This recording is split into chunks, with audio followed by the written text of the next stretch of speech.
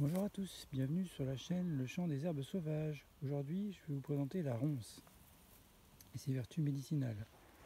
Donc vous en avez un petit exemplaire devant vous, facile à reconnaître avec son bois rouge rosé, une espèce de pruine à la surface du bois qui est un peu rosé.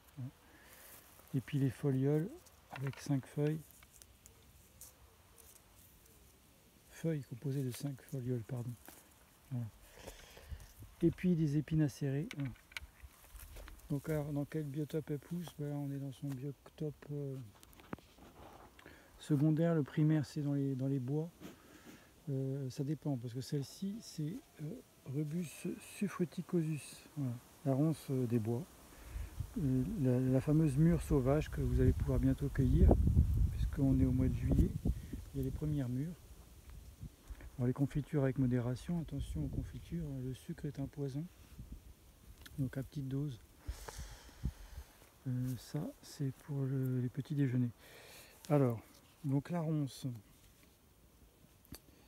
les vertus, donc origine et description, donc Rubus fruticosus, famille des rosacées.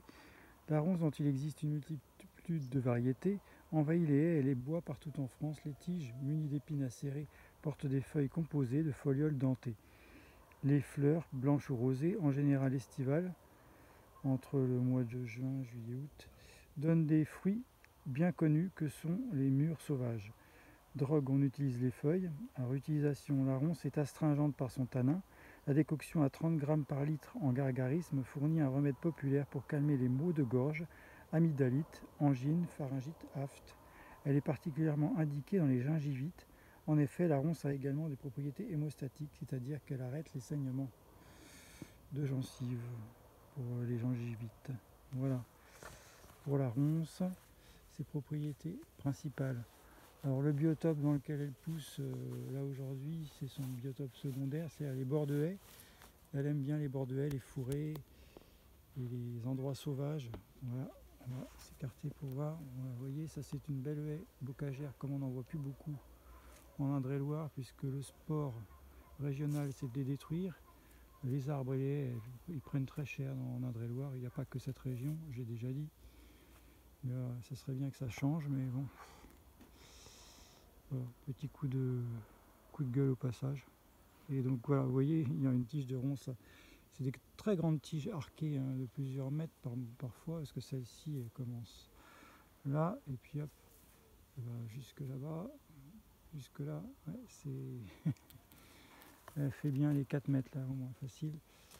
Et des fois plus. Donc elle peut aussi grimper dans les arbres. C'est une formidable plante grimpante. Alors le terreau de ronce, pour finir sur la ronce, le terreau de ronce est parfait pour une fois composté. C'est un des meilleurs terreaux forestiers d'ailleurs. Au pied des ronces, on trouve une terre noire formidable, pleine d'humus. C'est important. Mais composté, parce que s'il y a des graines, bon bah voilà, on va diffuser les graines. Et donc vous voyez, cette haie, elle est composée donc d'ormes champêtres qui résistent un peu parce qu'ils ne sont pas trop grands à la graphiose. Vous avez de la salse pareille là-bas, vert clair.